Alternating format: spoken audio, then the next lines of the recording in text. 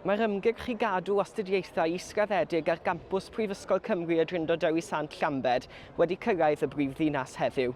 Ar ôl I ddeiseb yn galw am gynllun hyfyw a chynaliadwy dderbyn dros 5,500 o lofnodion. Ond mae'r cynlluniau yn parhau a achosi anfodlonrwydd ymysg cynfyfyrwyr a myfyrwyr presennol ynghyd â'r gymuned leol. Dyma Rhys Beb Jones, cynfyfyriwr ym Mhrifysgol Llambed, sydd bellach yn byw yn y dref. Mae eisiau jyst cael pawb rownd y bwrdd, mae eisiau cael y rhangddeiliaid I gyd o gwmpas y bwrdd, mae eisiau cael y brifysgol yna, mae eisiau cael y Senedd, mae eisiau cael y gwahanol fudiadau yn Llambed o'r Cyngor Dre, y Siambr Fasnach, I gymdeithasau. Chi'n gwybod, mae eisiau pawb rownd y bwrdd efo Elin Jones, efo Ben Lake, jyst mwyn trafod yn union beth yw'r cynlluniau ar gyfer Llambed, oherwydd fydwch chi ddim jyst gadael campws Llambed y wag. Mae'n mynd I fod yn andwyol. Chi'n gwybod, mae'r Brifysgol ar Dre wastad wedi bod yn gweithio fel un mewn partneriaeth. Chi'n gwybod, ers reit o'r dechrau. Mewn ymateb I ddiffyg o 11 miliwn o bunnoedd, mae Prifysgol Cymru y Drindod Dewi Sant yn ystyried adleoli cyrsiau dyniaethol y Brifysgol o'i campws yn Llambed I gampws Caerfyrddin. Ond mae nifer yn anhapus bod hyn yn digwydd I Brifysgol hynaf Cymru. Wel, dyn ni'n teimlo bod angen I Senedd Gymru trafod y mater ar lawr y Senedd. Dyn ni'n teimlo y dyle Llywodraeth Cymru gymryd diddordeb yn y mater. Kevin Campbell yw Llyfarydd Plaid Cymru ar addysg yn y Senedd. Dwi wedi cael sawl cyfarfod yn barod gyda'r is-ganghellor y Drindod Dewi Sant, a mae cyfarfod arall gyda fi dydd Gwener.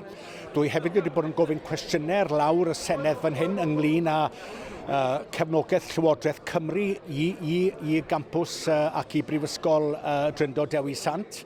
Yn anffodus, oedd y gweinidog yn dweud yn eitha clir mae mater i'r Brifysgol yw hynny. Dwi ddim yn cytuno, dwi ddim yn credu dyle Llywodraeth Cymru olchi dwylo o'i cyfrifoldeb am addysg uwch yng Nghymru.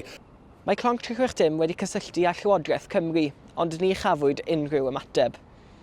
Mae Prifysgol Cymru y Drindod Dewi Sant yn parhau ymgynghori ar rhanddeiliaid allweddol, a mewn datganiad dywedodd Llyfarydd ar ran y Brifysgol bod dyfodol campws Llambed o bwysigrwydd mawr i'r Brifysgol gan ychwanegu byddai angen ymgynghori ymhellach ag ystod ehangach o'r gymuned os caiff y cynlluniau ei gweithredu, I sicrhau dyfodol llewyrchus a economaidd gynaliadwy i'r campws.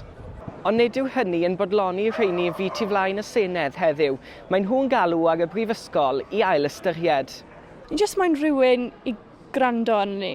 Mae fe'n teimlo fel sy'n neb yn actually gwrando ar pethau bod ni'n gweud.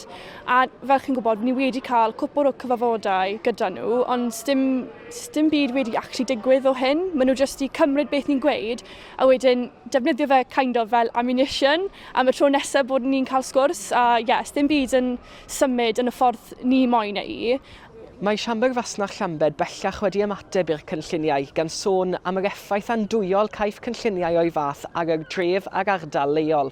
Mewn datganiad, mynegon nhw I cefnogaeth i'r protestwyr ar rysiau'r Senedd heddiw. O'n i yn treulio lot o amser fi yn y tafandir y gwmpas y dre, lle nes I gwrdd lot o bobl lleol. Ac wrth gwrs, I fi oedd yn rhywun oedd yn eisiau dysgu Gymraeg, siarad gyda bobl lleol oedd y peth gorau. Mae fe'n rhan o'r economi, mae fe'n rhan o'r diwylliant yr ardal. Mae Clonc 360 wedi cysylltu â Chyngor Tref Llambed, ond ni chafwyd unrhyw ymateb. I was really disappointed to hear that the future of Lampeter has been cast into so much doubt. But those of us who've been lucky enough to study there recognise the benefits of having a university like Lampeter where it is. It is unique, there's no two ways about it. Dwi ddim wedi siarad efo pawb, ond fel dwi'n deall mae pob un ohonon ni o'r gwrthbleidiau yn meddwl o'r un fath. Os ydych chi'n cael beth sy'n mynd ymlaen rwan yn Llanbedr, fydd o byth yn cael ei ail-agor, a felly fydd darn o hanes yn mynd. Mae disgwyl cyhoeddiad am ddyfodol Prifysgol Llambed erbyn ddiwedd y mis, ar ôl 2 fis o ymgynghori.